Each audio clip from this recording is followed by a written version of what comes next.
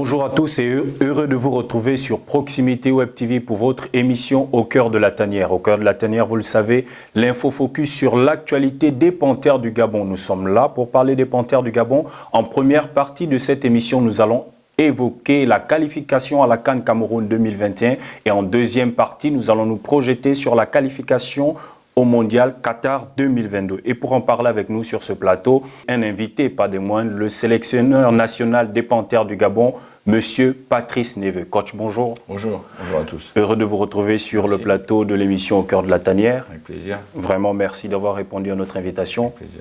Alors, coach, avec vous, nous allons revenir sur la qualification à la CAN Cameroun 2021. En deuxième partie, nous allons évoquer les éliminatoires qui arrivent pour le Mondial Qatar 2022. Alors, coach, première question avec vous. Retour sur ce match décisif du 25 mars contre le Congo du côté de Franceville. Comment vous avez vécu ces moments? Vous savez que la préparation a été extrêmement difficile. Il y a eu un combat, je dirais, de toutes les fédérations africaines qui a été mené pour la libération des joueurs qui évoluent en Europe. Malheureusement, la situation, elle s'est, comment dirais-je, dégagée positivement qu'au dernier moment, ce qui fait que les joueurs étaient fortement tiraillés dans leur club pour rester, et pas obligatoirement, ils ne pouvaient pas non plus dire non à leur club. Donc c'est au dernier moment que ça s'est débloqué, comme je disais, et après, on a eu ce souci, qui peut arriver, un souci mécanique d'avion, qui fait que les joueurs sont arrivés un peu tardivement.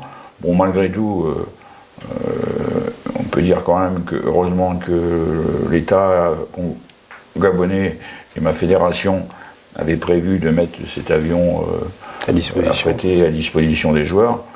Sinon, c'était là une très très grosse difficulté. Donc le match, j'ai eu peu de temps pour le préparer. Mais heureusement, j'avais les données des matchs précédents, des données positives et des données négatives sur notre dernier match en Gambie. Et lors d'échanges assez profonds, j'ai donné à mes joueurs, tiré la trame à suivre pour aller à la gagne sur ce match. Après, comment dirais-je, dans la préparation, j'avais décidé dans l'animation de jeu, en tout cas, de faire avancer. Coach, nous allons arriver là-dessus. Oui. Nous savons qu'avant ce match, vous avez été testé positif à la Covid-19. Oui. Vous êtes resté en France, vous l'avez évoqué, la FIFA qui a un peu renforcé les positions des clubs pour retenir les joueurs et tout ça. Vous avez eu des petits moments de doute à ce moment-là? De doute, non. J'avais hâte de rentrer au pays, au Gabon, pour déjà montrer que j'étais en bonne forme, et puis aussi j'avais le souci de vouloir rapidement préparer mes joueurs, mon équipe. Mais bien évidemment, quand tu es pris par cette maladie, le problème c'est la positivité et la négativité. Côté négatif, je faisais les tests et malgré que j'avais plus de symptômes, j'étais resté positif pour devenir négatif un peu tardivement, mais bon, j'ai réussi à rentrer quand même au bon moment. Après, des doutes, je savais qu'on rencontrait une équipe qui allait venir au Gabon pour au moins faire un match nul. Oui. Donc ils allaient mettre en place un dispositif tactique qui pouvait répondre à leurs prétentions. Ils n'ont pas mis en place ce dispositif tactique. Ils ont joué sur une organisation très traditionnelle qui nous a aussi donné la possibilité, je dirais, à mon collectif de s'exprimer assez librement. Alors coach, quels sont les éléments clés de préparation de ce genre de match? Est-ce qu'il y a un discours différent comparé à ceux des matchs précédents? Non, je pense que c'est comment dirais-je, c'est tous les paramètres positifs qui ont été, depuis ma prise de fonction en 2019, que j'ai pu faire valoir, c'est-à-dire revenir à des fondamentaux au niveau comportement sur le terrain. Oui. Et là, je pense qu'on a vu une équipe on a vu tout un 11 et un banc de touche extrêmement combatif, prêt dans l'action. Après, tactiquement, même si c'est vrai qu'on a eu par moment, j'avais demandé à mes joueurs de se projeter très très vite vers l'avant. Donc dans la mesure où tu prends cette décision-là, tu sais que tu vas avoir du déchet dans la dernière passe, mais ce déchet qui peut être compensé par des passes décisives et qui amènent à des actions de but. Alors évidemment, ce déchet par quelques techniciens, il peut être relevé comme négatif, mais moi je sais que c'est le prix à payer pour pouvoir gagner un match. Et après, je veux dire, dans l'abord, l'aspect psychologique et dans ce genre de match, parce que j'ai rentré aussi des nouveaux joueurs, comme à mon nommé, et il est important que ces joueurs-là soient en confiance. Donc c'est au sélectionneur, je dirais, d'enlever, je dirais, le stress à ces joueurs, de le prendre pour lui, parce que c'est des grosses responsabilités dans les décisions. Je savais aussi que j'étais attendu par une certaine presse par rapport au choix du gardien, il faut se le dire, et que après le match, je pense que c'est mon joueur qui a donné la réponse sur le terrain, c'est-à-dire que la confiance que j'ai pu lui donner, il l'a rendu sur le terrain, mais c'était, je souhaiterais qu'à l'avenir quand même, l'atmosphère autour c'est toujours difficile, on ne demande pas d'avoir, comment dirais-je, tout le monde à nos côtés, mais il doit y avoir une osmose positive qui se crée autour de l'équipe, et plutôt que ce soit une osmose positive, moi je lis très très peu la presse, je ne vais pas sur les réseaux sociaux, le peu de fois sur mon téléphone, quand je le mets en route, je tombe sur quelques écrits, et je trouve dommage qu'il n'y ait pas plus d'unité avant les matchs, et encore plus après les matchs par rapport à ce qui se passe autour du drapeau et gabonais, quoi.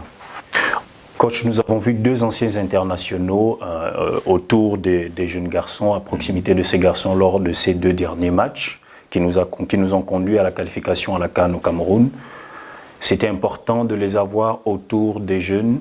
Oui, c'est toujours une très très bonne chose de rappeler à cette jeunesse qu'avant eux, il y a eu des anciens joueurs prestigieux qui ont porté le maillot du Gabon, et qui soient là à leur côté, ça ne peut être que positif. Mais on a aussi, je veux dire, le papa de Pierre-Emerick Aubameyang, qui est le manager général, et qui est aussi, lui, porteur, je dirais, de plein d'ondes positives à l'égard de la sélection, dans la mesure où aussi ce fut un brillant joueur de cette sélection. Alors coach, le match arrive, le match du 25. Anthony Fameuseui testé positif à la Covid-19. Vous vous retrouvez avec des jeunes gardiens. Donald Zé, 3 sélections. Jean-Noël Amonomé, aucune apparition avec la sélection nationale. Comment vous avez fait pour trancher? Quels sont les éléments sur lesquels vous êtes appuyé pour finalement le choisir au détriment de Donald pendant cette rencontre? Tout d'abord, chaque semaine, j'ai des éléments sur chacun de mes joueurs qui jouent à l'étranger, ou par Westcoot ou par d'autres personnes que moi j'ai sur place et qui puissent être porteurs, en tout cas, de la bonne information, de me donner vraiment la bonne valeur de la prestation de chaque joueur. Après, il y a eu aussi l'entraînement qui a été assez décisif dans la décision finale, dans la mesure où mon entraîneur de gardien, Yannick Kennel, qui est un ancien joueur professionnel, connaît bien sûr très très bien le poste. Bon, il a retesté, je dirais, les trois gardiens. Bon, au final, on s'est réunis. Il régnait un petit peu d'incertitude. Moi, j'ai souhaité refaire une demi-heure avec les 3 gardiens. Et après, on a pris la décision, j'ai pris la décision en accord avec Yannick Kennel de donner le poste à Jean-Noël. Et puis après, je pense qu'il y avait 2 solutions où j'attendais le dernier moment pour l'avertir, afin qu'il ne stresse pas toute la nuit. Mais vu les caractéristiques psychologiques du joueur, il était nécessaire que je le prévienne avant, afin qu'il puisse se préparer. Et après, force est de reconnaître que en restant modeste, mais que c'était des bonnes décisions à prendre, parce que le garçon a fait un bon match. Dès que je l'ai vu à l'échauffement, j'étais totalement rassuré, parce que il était bien en jambes, il était serein sur ses prises de balles, et au cours du match, il a magnifiquement, il a bien géré la rencontre. Après, sur le deuxième match, j'ai pas souhaité le faire jouer, parce qu'il était complètement en décompression. Oui. Il avait perdu beaucoup d'énergie. Content aussi d'avoir fait une bonne performance. Donc la décompression fait qu'il n'a pas suffisamment d'expérience pour se relancer sur un match quelques jours après. Et puis aussi, vu l'équipe instable que j'en ai en Angola, il était pour moi pas nécessaire. Il fallait surtout pas que je l'expose à une possible, pas une contre-performance, mais à commencer à semer des doutes à son égard. D'accord. Coach, il y a un gardien que vous avez souvent appelé un ancien de l'équipe nationale des Panthères du Gabon, Stéphane Mitié-Kimoto. Est-ce que c'était un garçon sur qui vous comptez toujours? Parce que nous voyons aujourd'hui avec cette liste, vous avez fait rentrer le jeune Tunga Logo, nous allons en parler. Mais est-ce que Stéphane, c'est un garçon sur qui vous comptez toujours? Je fais toujours avec lui. Le problème, c'est que ces derniers temps, il était à Malte, il ne jouait pas. L'entraînement était arrêté, était stoppé, donc il ne s'entraînait pas. Après, je connais bien le potentiel aujourd'hui de Biseki. C'était un match où pour moi ça aurait pu être très très compliqué pour lui, quoi. Très très compliqué pour lui, et que je garde un œil attentif, je dirais, sur ses prestations, sur aussi sa carrière. On sait que malheureusement, malheureusement c'est la loi du sport, il est plus près de la fin que du début, et qu'à un moment il faut bien préparer la relève. Mais bon, c'est un joueur qui a une superbe mentalité, donc que j'ai aussi régulièrement au téléphone, qui a bien compris ma décision, et qu'après, ça reste. Il y a la CAN qui va arriver, les éliminatoires du mondial, tout reste ouvert, et qu'il faut, en tout cas, en ma qualité de sélectionneur, éviter d'aller trop vite dans la formulation de ces décisions. Coach, nous faisons un peu le point sur le parcours des Panthères lors de ces éliminatoires. 6 matchs joués, 3 victoires. Tout à domicile, un match nul de défaite, 8 buts marqués, 6 buts encaissés, 4 buteurs différents. Nous avons Denis Bouanga, 3 buts, oui. Pierre-Emerick Aubameyang, 2 buts, Aaron Boupendza, 2 buts, Bruno Ekwelemanga, 1 but. Les chiffres satisfaisants, coach? Satisfaisants, correct. Je pense qu'on peut mieux faire. Oui. On peut mieux faire, comment dirais-je, dans l'équilibre. On peut être encore plus prolifique devant. C'est bien que, comment dirais-je, les buts se répartissent sur plusieurs joueurs. On sait qu'on peut surprendre par plusieurs joueurs sont là, peuvent être décisifs, en tout cas sur un match, et offensivement c'est très important. On sait aussi que à l'extérieur, bien évidemment, même si la défaite en Gambie qui est comptabilisée, comment dirais-je, est un peu truqué quand même. À mesure où on n'a vraiment pas eu tous les moyens pour bien se préparer, et c'est un match, je pense que, à la différence de l'Angola, on aurait dû faire un résultat positif là-bas. En Angola, on était trop timoré, trop faible dans certains secteurs, et puis, je répète, la décompression, pour ceux qui avaient joué le match de la RD Congo, les joueurs avaient trop décompressé, et on a été, comment dirais-je, l'opposition qu'on a mis face aux Angolais était trop faible, et que la défaite, elle était largement, elle était méritée, mais c'est aussi un bel avertissement.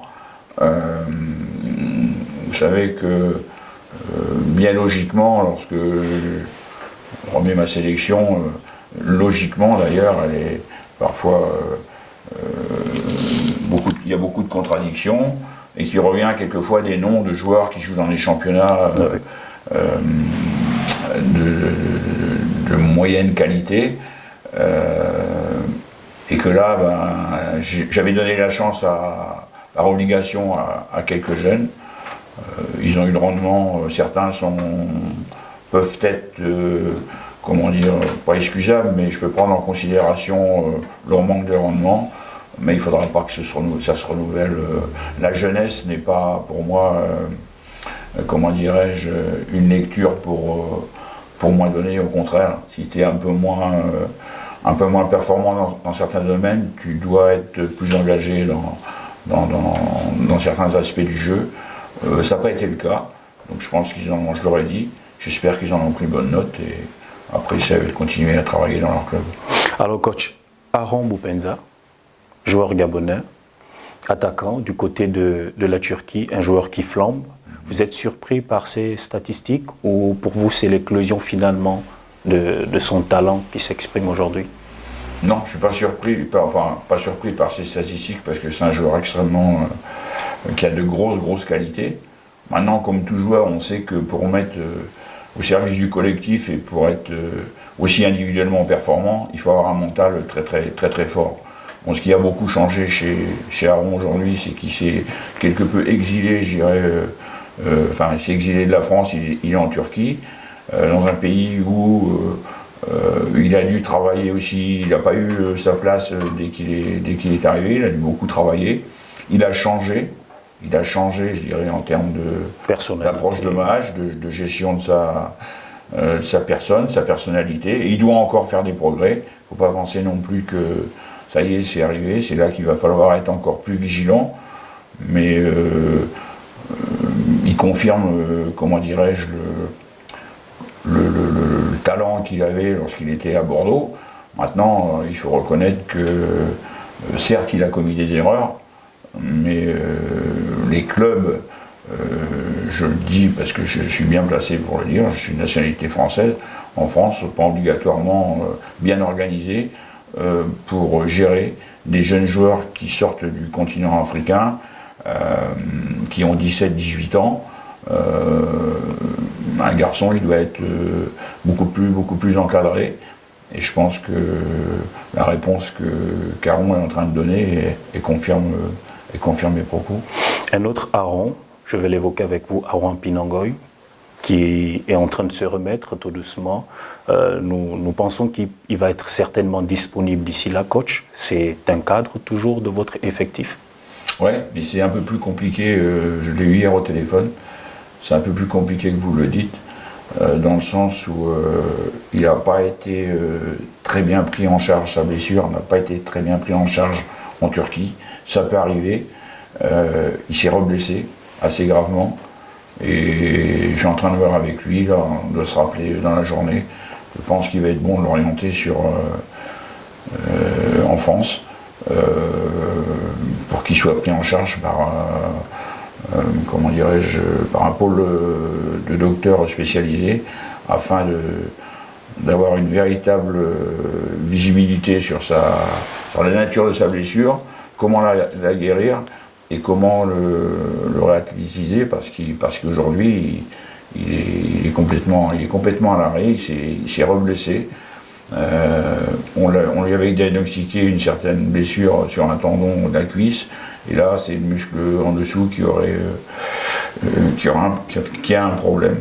Donc bien sûr que c'est un joueur important, mais c'est aussi dans ces moments-là qu'il faille être là pour aussi l'épauler parce que ça peut être beaucoup plus gênant qu'on ne le pense. Alors coach, nous allons revenir sur cette défaite du côté de l'Angola. Oui. Quelle impression générale cette défaite vous a laissé? Et au niveau de votre équipe, de la sélection nationale, y a-t-il des secteurs de jeu que vous pensez être en chantier aujourd'hui? Et quelles sont les résolutions que vous avez prises pour remédier à tout cela? Remédier, comme vous le savez, ma marge de manœuvre est extrêmement trop limitée d'ailleurs. Maintenant, le constat, il ne me surprend pas, c'est qu'il y a des joueurs, comment dirais-je, le haut niveau international, tu ne l'acquiers pas, comment dirais-je, aussi vite que ça passe par des étapes. Après, ça veut dire aussi que bon, j'ai eu quelques dysfonctionnements là. Le problème rencontré en Gambie. Ça a quand même déstabilisé mon groupe dans une certaine discipline de fonctionnement. Là, j'étais obligé, je dirais, de faire avec. La panne de l'avion, malheureusement, personne n'est en cause là-dedans, mais ça a quelque peu aussi retardé les arrivées et vite un groupe, comment dirais-je, pour créer l'unité du groupe, il m'a fallu du temps, les bons mots et les bons actes. Aujourd'hui, je sens que, et là ça doit se faire sur le prochain stage, on doit faire une reprise beaucoup plus ferme. Et céder aussi de la qualification pour repenser positivement certains principes de fonctionnement, mais que je ne saurais parler ici parce qu'ils sont vraiment internes à la tanière. Ouais. Et heureusement qu'ils restent internes à la tanière, parce que lorsque je vois après une qualification aussi belle que le Gabon a pu remporter, quand je vois les polémiques qui ressortent derrière, je me dis, sélectionneur Patrice, vraiment protège bien la tanière avec ton ministère et ta fédération, parce qu'il y en a vraiment, il faut vraiment pas qu'il l'approche. Il y a vraiment des nuisibles autour de la tanière. Justement. Et ça, je le dis, ça va obligatoirement m'obliger à orienter, si vous voulez, un fonctionnement protecteur à l'égard du collectif et à l'égard de mes joueurs. Ok, coach, c'est reçu. Nous savons tous qu'il y a cette polémique qui défraie la chronique, nous n'en sommes pas encore là. Certains parlent déjà d'une possible disqualification des Panthères à la CAN et vous étiez justement en train de donner votre avis. Cette polémique qui est née de la mise en cause de la nationalité d'un de nos joueurs des Panthères de Gabon. Donc, est-ce que vous avez un autre mot à ajouter là-dessus, coach? Oui. J'ai écouté hier, comme beaucoup de personnes, le Talent d'Afrique, cette qualification, le Gabon, l'État gabonais, ma fédération, le peuple gabonais l'a souhaité tellement, après cette déconvenue de la non-qualification à la dernière CAN, mais vous m'excuserez d'être sincère, oui. Je pense que cette non-qualification a fait plaisir à certaines personnes. C'est pas la majorité des Gabonais, mais elle a dû faire plaisir à certaines personnes. Et ils pensaient que là, on est tombé dans un groupe difficile, d'accord, avec l'Angola, qui est un mondialiste et qui a beaucoup plus de participation que nous et l'Air des Congo. Et ma déduction, hier, il y a eu une heure d'émission sur Talent d'Afrique, ils ont passé une demi-heure à être négatif à l'égard du Gabon, et ça je ne peux le supporter, je ne peux le tolérer, et il n'est pas normal que comment dirais-je, oui, on a, il y a Gaylor disons-le, l'Air des Congo a eu, comment dirais-je, c'est plus qu'anti-sportif, c'est un peu... Bowman en a bien parlé hier, Patrick, après le match, pas avant le match, après la défaite, porter réserve sur Gaylor. Gaylor, ça fait tant d'années qu'il joue pour le... Après, comme a dit Patrick Mboma, si on prend le cas de Gaylor, il va falloir prendre le cas de 100 joueurs en Afrique, quoi, qui jouent aujourd'hui sur le continent, parce que la réalité de ce beau continent fait que parfois, un jeune joueur peut aller, il faut qu'il ait le souhait de vouloir s'exprimer, soyons clairs, au travers du football, et dans le pays où il est, sans doute en RD Congo, il n'a pas senti, comment dirais-je, cette envie que certains dirigeants de club puissent lui donner la possibilité de s'exprimer. Il est venu au Gabon, il a fait ses papiers, comme il a pu faire et comme il a pensé bien faire pour pouvoir s'en sortir, parce que dans la vie, par moment, il faut avoir un côté pratique. Et puis voilà, et puis ça fait tant d'années, ça fait 15 années qu'il joue avec son passeport gabonais. Il n'a pas de passeport congolais, pour être bien clair. Donc après, on peut palabrer, quoi. Mais ça c'est une chose. Bon, après, ce qui est plus désagréable, c'est que des Gabonais les journalistes gabonais, notamment Frédéric Kouta, pour le citer, parce qu'il ne faut pas avoir peur de le citer, reprennent cette information pour nuire au pays, quoi. Mais je veux dire, en quoi, lorsqu'il en parle, je regardais sur sa vidéo, il y a une certaine jouissance, quoi, comme s'il voulait, mais non. Il est gabonais, alors s'il ne se plaît pas au Gabon, il faut qu'il demande l'exil, qu'il parte loin, d'accord? Moi je lui dis très clairement, mais il ne faut pas qu'il vienne, comment dirais-je, perturber l'atmosphère au Gabon, des Gabonais et des Gabonaises qui sont très heureux de cette qualification. Ça leur a apporté beaucoup de bonheur, donc il ne faut pas qu'il essaie non plus de transmettre un climat, de dire on ne va pas aller à la CAN, on va aller à la CAN, ouais. D'accord? On ira à la CAN, d'accord? Avec honneur, parce que nous on a battu, on le sait, la qualification, le pays l'a obtenu avec ses armes, avec un beau 3-0, un pays de 2 millions d'habitants, Kandamé, un pays de 85 millions d'habitants. Donc la réalité, elle est là, c'est tout. Après le reste, je suis vraiment... ça me blesse beaucoup qu'on puisse parler ainsi du Gabon. Le Gabon, c'est tout autre chose. Oui, c'est un pays qui a son histoire, qu'à un moment a eu un championnat qui était professionnel. On a rencontré, oui, je souhaiterais que le championnat reprenne. Il est repris. Je souhaiterais qu'il ait pu reprendre avant, c'est oui. Pas le cas. Il faut aller très très vite. Pourquoi? Parce que moi j'ai besoin aussi, je suis très mal à l'aise, je le dis, par rapport aux jeunes Gabonais qui ne puissent pas s'exprimer. C'est comme si c'était mes enfants, et comme si c'était moi, à leur âge, et ça me dérange beaucoup. La deuxième chose, le CHAN, les éliminateurs du CHAN vont arriver là bientôt. Ah oui. On doit monter une équipe, et on n'est pas prêt, quoi. Donc là, de ce côté-là, il y a vraiment urgence. Après, on en va jusqu'à des problèmes d'argent devant tout le monde, et ci et ça. Bon, ok, que les... comment dirais-je... les gens qui dirigent ces institutions puissent avoir des soucis, mais je pense que le mieux, c'est de le régler en direct avec les responsables de la Ligue, mon président de fédération, le ministre, et puis que ça se règle tranquillement en interne. Vous savez très bien, et le petit décalage qu'il y a pu y avoir, il est normal qu'il bénéficie de leur aide, ça c'est tout à fait logique, mais mon président a été bloqué là-bas en Angola. Bon, vous savez très bien que ça se fait pas, voilà, ça se fait pas comme ça. Il y a eu une petite perte de temps, il le savait. Et en plus, mon président leur avait promis qu'il allait leur le faire le jeudi, donc le mercredi, c'est arrivé. Bon, ça a été réglé. En interne, je veux dire, mais que ça aille jusqu'à une vision mondiale, le pays mérite mieux que ça. Donc on va tout faire pour, comment dirais-je, pour redorer encore le drapeau. Moi-même, je vais monter en première ligne et je vais protéger la tanière parce que c'est, je pensais pas, je veux dire. Que des gens pouvaient en arriver à des actes aussi néfastes à l'égard de la nation. Coach, nous l'avons compris, c'est votre rôle, protéger vos joueurs, préserver le... C'est aussi le pays, quoi, je veux dire, pour lequel on m'a donné une mission, oui. Et qu'il y a deux solutions. Je suis étranger, je pourrais très bien dire, je ne suis pas concerné. Si, je suis concerné en premier chef.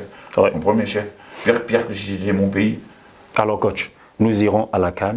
Quel est votre objectif à la CAN au Cameroun avec les Panthères du Gabon? À la CAN, ça va être déjà de bien. L'objectif, c'est de, comme vous le savez, vous savez que CAN, on sait que vous avez. Le Gabon n'a jamais passé le cap des quarts de finale. Oui, mais avant de, ça c'est moi-même qui vais orienter mes joueurs. Il faut déjà qu'on ait le tirage, qu'on puisse bien cibler nos premiers adversaires dans la phase de poule, parce que. À la CAN, il faut être capable de suivre ses adversaires, il faut être capable de rapidement faire les analyses, mais on sera prêt de ce côté-là. Après, sortie du premier tour, sortie du groupe, c'est des matchs, on va dire, secs, oui. Où il faut être... après, on sait que j'ai encore cette phase éliminatoire du mondial, mais c'est vrai qu'on doit s'améliorer encore. Pour moi, on n'est pas à notre maximum, loin de là. Et que le temps va travailler pour nous de ce mois de juin jusqu'au mois de janvier pour pouvoir être encore plus performants. Alors coach, nous marquons une pause. Nous reviendrons en deuxième partie de notre émission afin d'évoquer la qualification mondiale Qatar 2022. L'agence de communication P Organise vous présente Proximité Web TV, votre chaîne de télévision en ligne pour vous servir dans tous vos besoins promotionnels. Proximité Web TV a pour mission Faire la promotion des secteurs publics et privés. informer, divertir, Avec des programmes tels que l'actualité en langue locale, l'actualité présidentielle en français facile, le journal télévisé, santé, sport, culturel, loisirs. spot publicitaire, Suivez-nous sur notre page Facebook Proximité Web TV. et en continu sur notre chaîne YouTube. Likez et partagez le lancement de nos programmes dès ce 1er août 2020. Proximité Web TV. Relayez votre actualité.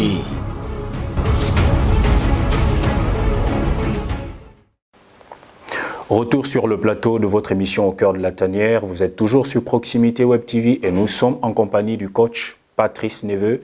Deuxième partie de votre émission. Nous évoquons maintenant la qualification au Mondial Qatar 2022. Alors coach, le contrat a été bien rempli pour vous, qualification à la CAN.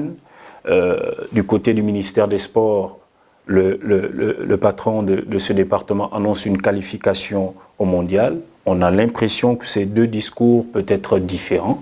Est-ce que vous, également, vous partagez ce discours du coach? Nous savons que nous sommes dans la poule F avec l'Égypte, l'Égypte, la Libye. Nous retrouverons l'Angola que nous connaissons un peu plus. Est-ce que vous pensez que cette qualification mondiale est possible avec les Panthères du Gabon?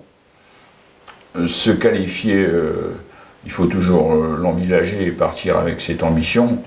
Après, il faut aussi, dans l'optique de la CAN, être prêt à, comment dirais-je, à vite se repositionner pour cette CAN, au cas où on ne sait jamais comment dirais-je, en football, au cas où on puisse sortir deuxième de la poule, ou on ne puisse pas.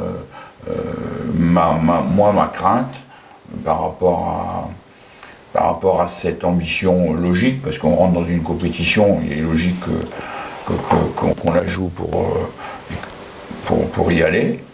C'est quelque chose de possible, mais il ne faudrait pas non plus, je sens, moi, qu'on est fragile encore à l'extérieur, et on le voit par toutes ces affaires, et ça crée une fragilité obligatoirement, comment dirais-je, autour de l'équipe, et puis après à l'intérieur de l'équipe.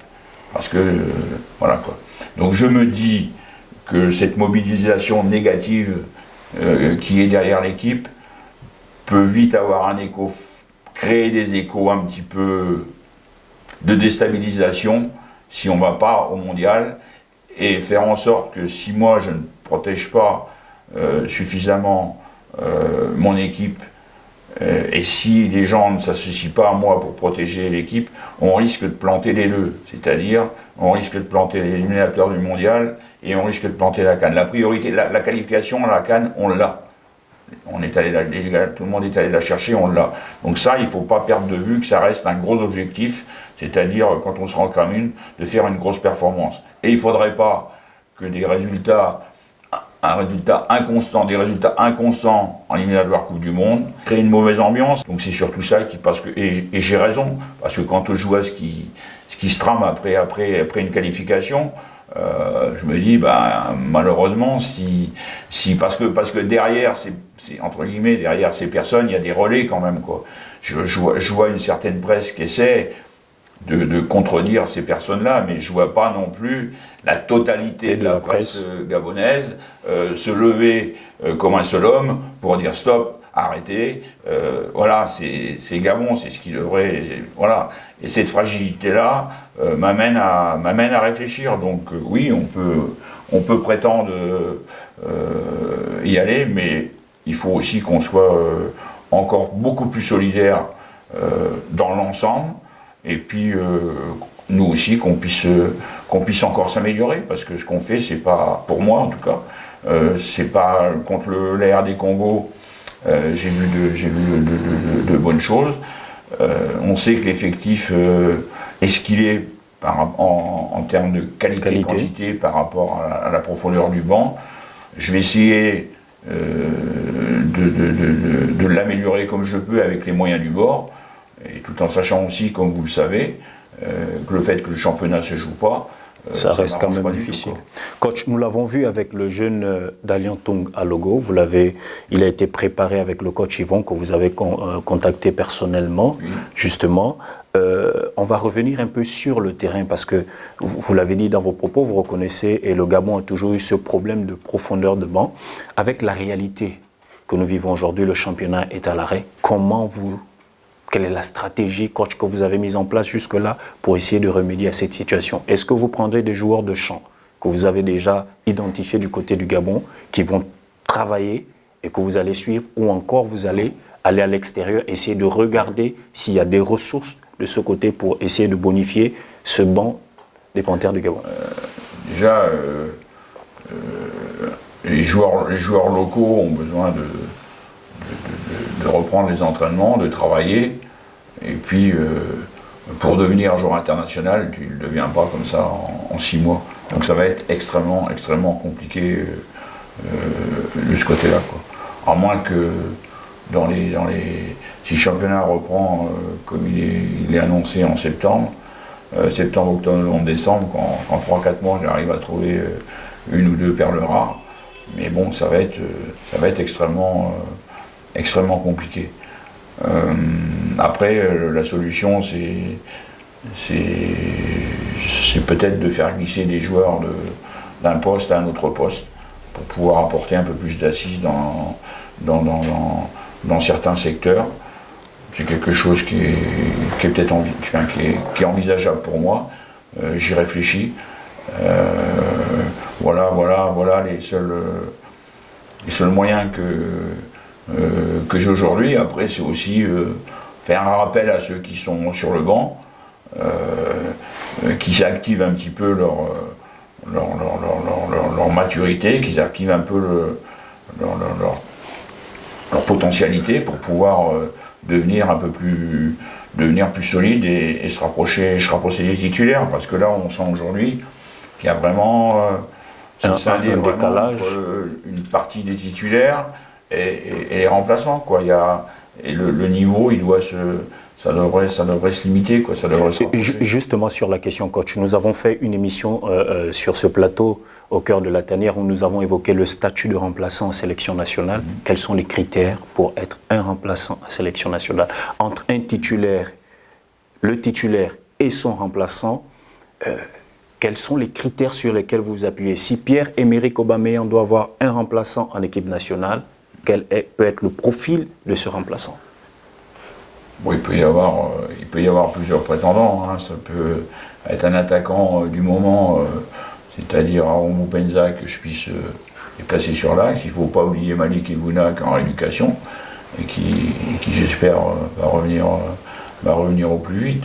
Donc après, Pierre, c'est le must des joueurs, c'est le top niveau, et pour aller le concurrencer, c'est extrêmement difficile. C'est pour ça que je conçois et je vois le potentiel de certains joueurs locaux dans certains secteurs, mais c'est difficile aujourd'hui en équipe nationale du Gabon, si tu es attaquant, d'aller chercher une place par rapport aux joueurs qui se sont expatriés. Mais moi, mon objectif, c'est de sortir les plus jeunes dans les catégories moins de 17, moins de 19, qui ont vraiment un gros potentiel, pour aussi qu'ils puissent évoluer le plus rapidement possible avec la sélection, mais aussi préparer l'avenir. Après, les niveaux de titulaires et de remplaçants, ça se juge pour moi, en tout cas assez facilement. Après, j'ai des remplaçants qui montent un peu en puissance. J'avais Watcher, Johan, qui était bien aux entraînements, qui aurait certainement joué en Angola. Malheureusement, il a eu le Covid. Et là, avec la période du Covid, on va rentrer encore dans une période plus difficile, parce que j'ai appris hier que les clubs français de National et de N2 allaient se séparer pratiquement de la moitié de leur effectif. Ouais. Donc ça va être l'exode, et ça va être des joueurs qui vont être obligés de signer une pléiade de joueurs. Ça va être la même chose en Belgique ou ailleurs, et on va perdre. Ça va être difficile que chacun déjà retrouve un club, quoi. Coach, à titre personnel, est-ce qu'une qualification à une Coupe du Monde est un objectif dans votre parcours? Oui, c'est un objectif. C'est un objectif, mais je reste lucide. Je vous rappelle que j'ai joué la Copa América Centenario avec Haïti. J'ai joué contre le Brésil, le Pérou, l'Équateur. C'était une compétition où personne ne pensait qu'on pouvait figurer.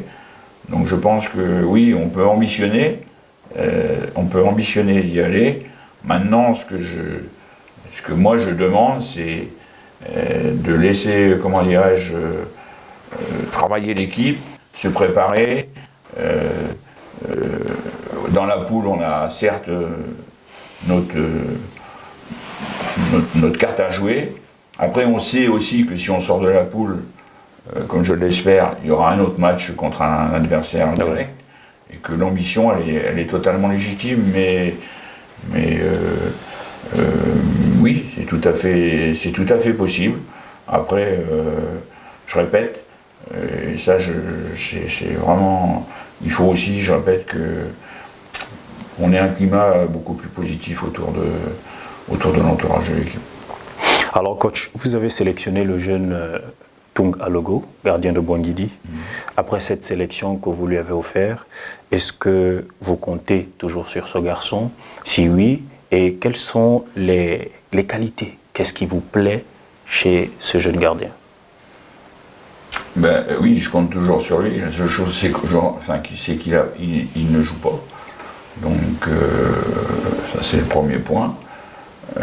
Deuxième chose, c'est un garçon qui est très très bon sur sa ligne, qui est très juteux, comme on dit, qui a un certain travail à faire, mais ça se fera avec le temps,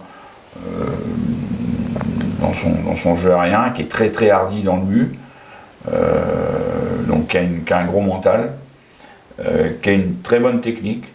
C'est-à-dire que mon entraîneur de gardien, qui est, comme j'ai dit, qui est un ancien joueur professionnel de Benfica et Monaco, l'a bien, comment dirais-je, étudié dernièrement, et il a très très peu de carences techniques. Donc maintenant, l'idéal ce serait qu'il reprenne le plus vite possible en club, ou alors qu'il mute, mais bon, c'est pareil, en ce moment, avec la période du Covid, pour déplacer des joueurs, c'est pas simple, quoi. Mais bon, je sens à travers votre logique question, je ne souhaiterais pas qu'il y ait de, comment dirais-je, Gabonais, c'est Gabonais. Gabonais en France, Gabonais au Gabon.